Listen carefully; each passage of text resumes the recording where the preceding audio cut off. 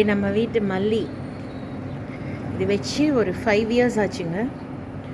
இப்போ தான் அது மேலே ஏறுது. இன்னும் ரொம்ப தழைய வந்திருந்தது.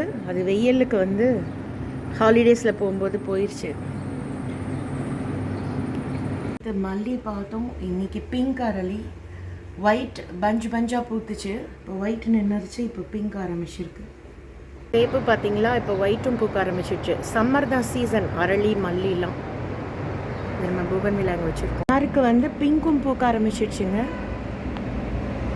பிஎம்ஸ் கிச்சனில் சண்டே ஸ்பெஷல் களத்துக்கு பருப்பு, சுட சுட சாதம், கீரை மசியல், வெண்டைக்காய் கறி, பூண்டு வதக்குனது, முள்ளங்கி, கேரட்டு எல்லாம் போட்டு, சிம்லா மிர்ச்சிலாம் போட்டு சாம்பார், பஜ்ஜி மிர்ச்சிலாம் போட்டு சூப்பர் யம்மி டேஸ்டி பைனாப்பிள் ரசம்.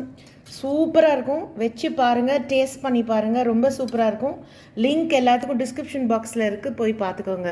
மறுபடியும் இன்றைக்கி சண்டே சமையல் களத்துக்கு பருப்பு, சுட சுட சாதம், கீரை மசியல், வெண்டைக்காய் கறி, இது வந்து பூண்டு வதக்குனது ஜீரா போட்டு, முள்ளங்கி சாம்பார் அண்ட் பைனாப்பிள் ரசம்.